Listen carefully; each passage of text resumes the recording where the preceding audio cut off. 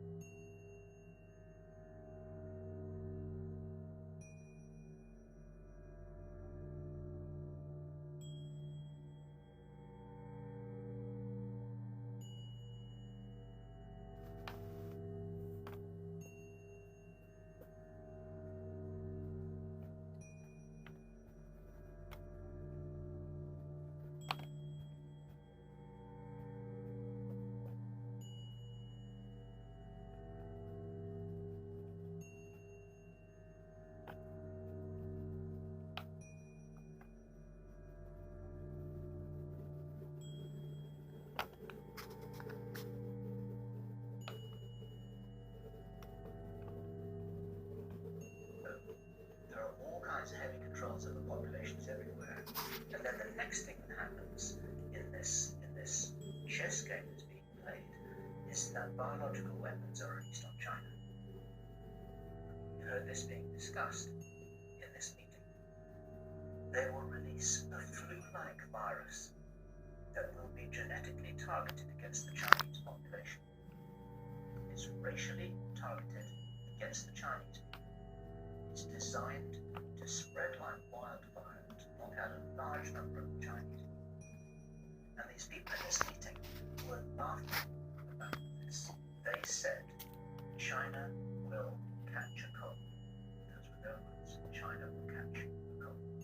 And they were laughing about the fact that these biological weapons will wreak havoc among the Chinese population. And after that, then what effectively will be a kind of plague will actually spread right across the world to the West as well. So it was not clear whether this was Chinese retaliation or whether the thing would just spread out of control in the way that it would be very understandable if it did, whether it's racially targeted or not, these things actually contained. So now you've got a situation where there's been a limited nuclear war in the Middle East. There's a pandemic that really is sweeping across the world, really is getting very visibly. And you've got this totalitarian military lockdown in all the governments in the Western world because everyone's going to panic about all this. And then, he said, then the real war starts. Something that would be justifiably called the Third World War, much more major exchange.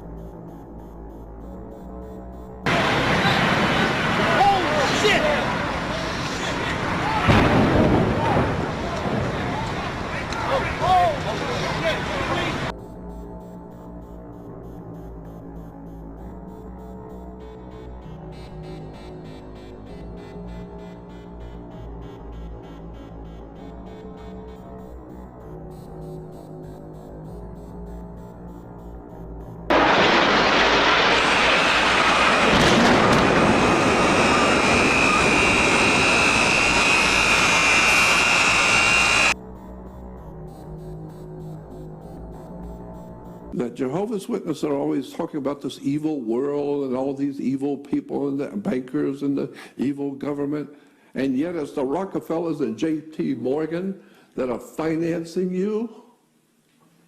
Why would they do that, the Rockefellers and J.P. Morgan? Because Jehovah's Witnesses, like all the other York Rite religious systems, they're referred to as York Rite systems, are preparing the people around the world to accept a political establishment which is coming. And the political government which is coming, it's not here quite yet, is going to be promoting that they are from God. It's God's kingdom. And God is bringing a new, wonderful, new order to the world. It's called the New World Order. The New World Order. That's what it says in the Watchtower publications. Many, many times in Watchtower publications, it talks about the coming New World Order. New World Order.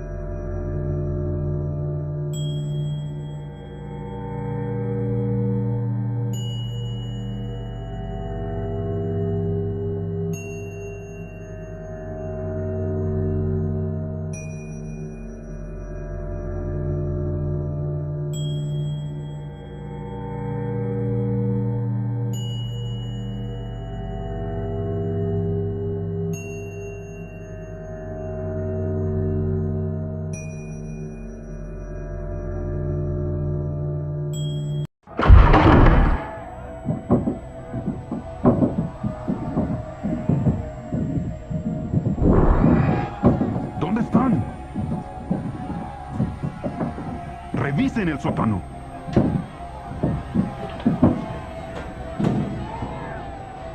¡Esa puerta!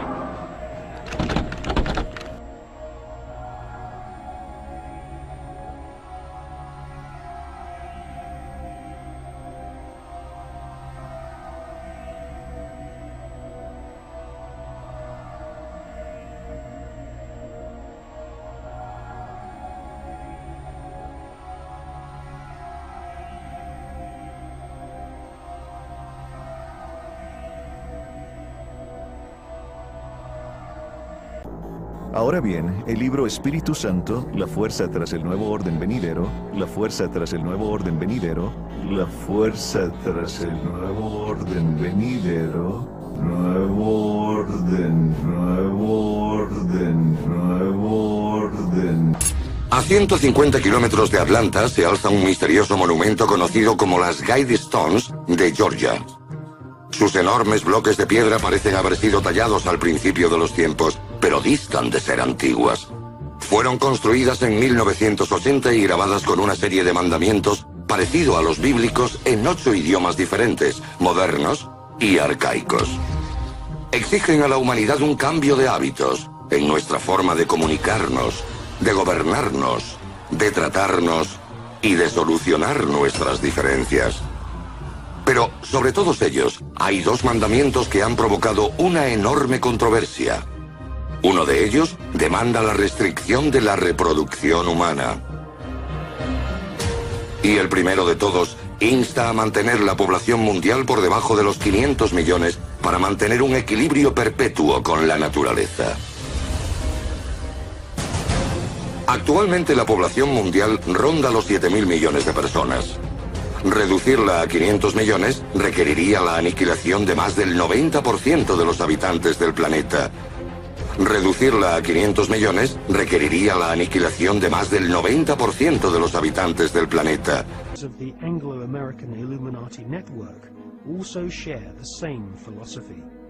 They believe in a single, all-powerful superstate, which is governed by a single world leader. If the Illuminati were successful, and their dream would come true, it would be a virtual hell on Earth. That is what the New World Order is all about. It's a living hell. It's Orwell's worst dream and nightmare.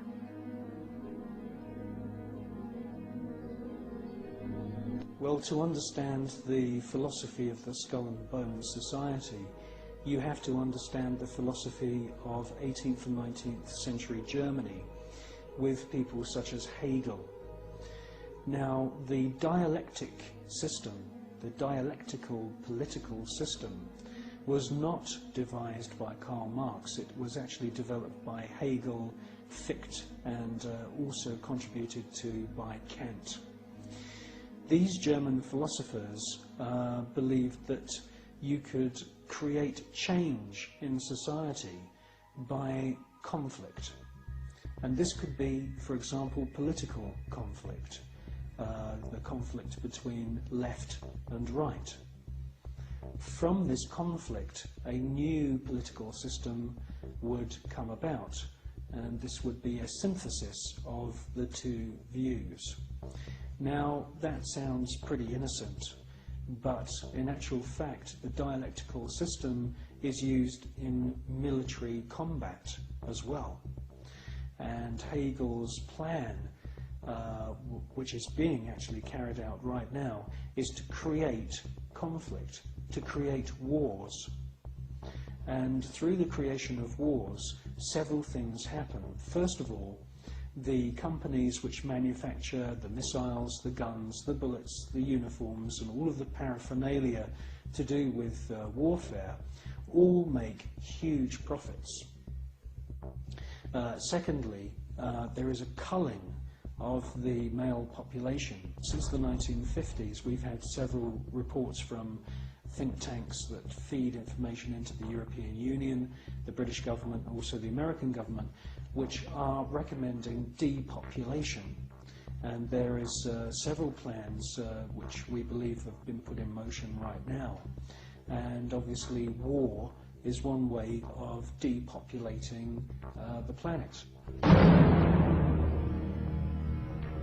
Now, in addition to creating false conflict and engineered wars, the Hegelian philosophical system, which is being followed by the Skull and Bones Society at Yale and also the group at All Souls College at Oxford University, the Hegelian system also requires complete and utter obedience from everyone in society. The idea of freedom, freedom of thought, freedom of the individual to choose what they want to do with their lives doesn't come into play at all under this German Hegelian system. In actual fact, Hegel says that the individual should be 100% obedient to the state, and the state should take on the image of God. La fuerza tras el nuevo orden venidero, nuevo orden, nuevo orden, nuevo orden.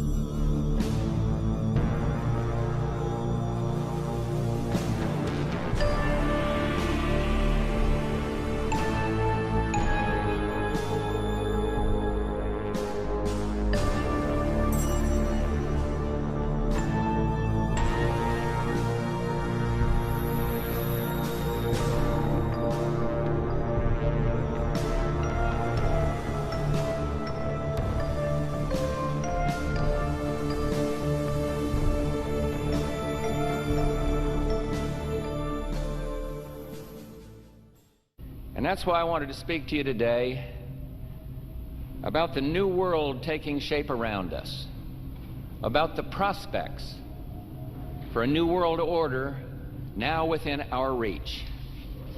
In the coming weeks, I'll be talking in some detail about the possibility of a new world order emerging after the Cold War. But today, I want to discuss another aspect of that order.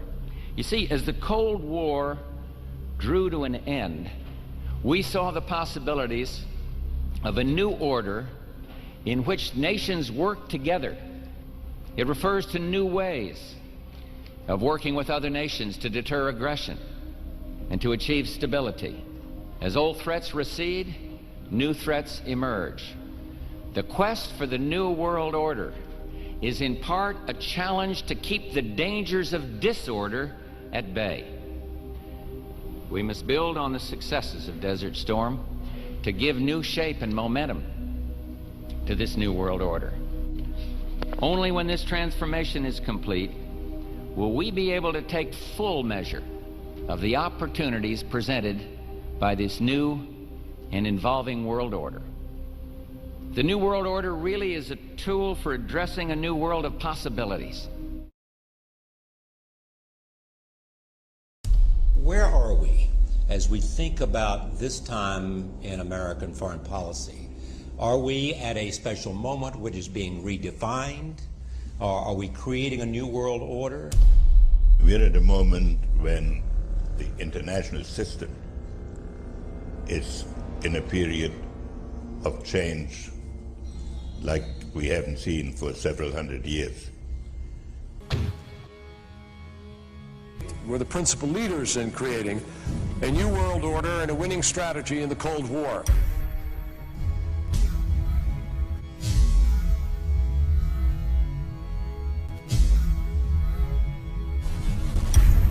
We are part of a new world order.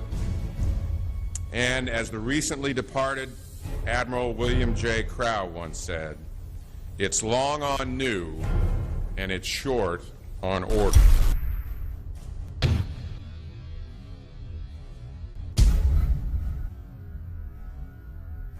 As we devise a way forward in Iraq, I urge the international community to embrace its responsibility for creating that new world order, a new world order based upon collective action.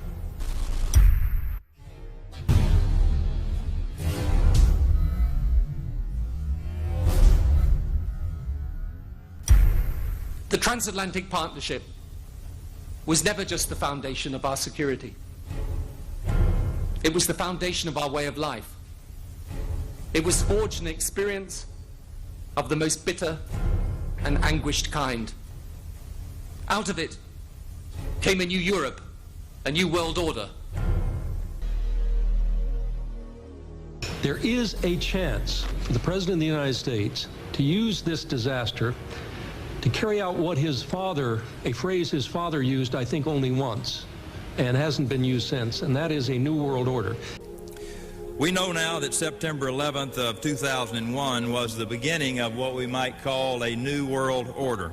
The new world order that this president's father talked about with such great enthusiasm seems to be high on the agenda of this administration. The UN's going to take over global Conspiracy theorists.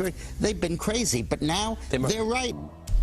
I think a new world order is emerging, and with it the foundations of a new and progressive era of international cooperation.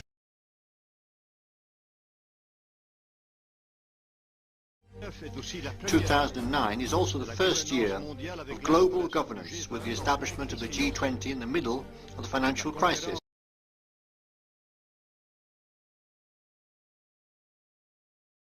And it's only now that we can begin to understand that the world order that globalization brings and what it's going to look like. But what does the new world order mean for countries like ours who are looking to succeed? And the question for us is how we meet and master all these challenges to ensure that Britain enhances its competitiveness in the process and realizes what I believe is our destiny of success in this new world order. A new world is emerging.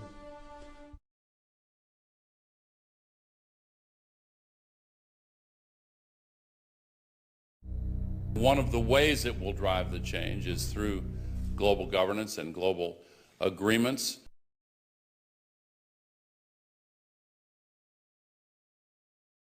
The affirmative task we have now is to actually create a new world order. El tema de la seguridad mundial ya no pueden ser enfrentados por los países en forma individual. Necesitamos trabajar en conjunto.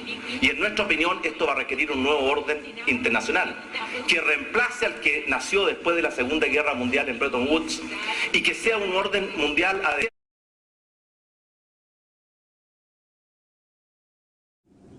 We have before us the opportunity to forge for ourselves and for future generations a new world order, a world where the rule of law, not the law of the jungle, governs the conduct of nations. When we are successful, and we will be, we have a real chance at this new world order. En este encuentro hemos ido más allá. Nuestros países han pasado de ser simples buenos amigos y buenos socios a convertirse en verdaderos aliados. Somos aliados en la construcción de un nuevo orden mundial. El mundo del siglo XX quedó atrás, quedó en el pasado. Ahora hay una nueva realidad internacional y no podemos ser observadores pasivos de esa nueva realidad. Por su parte, el canciller venezolano Nicolás Maduro destacó que la región suramericana debe ser partícipe del surgimiento de un nuevo orden internacional. Lo que se ha hablado hace muchos años, 30, 40 años, un nuevo orden internacional tiene que surgir de esta crisis y Sudamérica tiene que ser protagonista en el surgimiento de un nuevo orden internacional. UNASUR es la posibilidad de contribuir como región al desarrollo de un nuevo orden internacional. Jehovah's Witnesses, along with the Mormon Friends, Seventh-day Adventists, and as we've said, all the other York Rite Masonic cults in America are spreading. They are the shock troops, so to speak, for Freemasonry, to take the message of the kingdom to the rest of us in this nation, to accept their Masonic kingdom. And they, unbeknownst to themselves, are the forerunners for a new world order that they have no idea in this world is coming. They have been duped, and they are too proud and arrogant to understand that.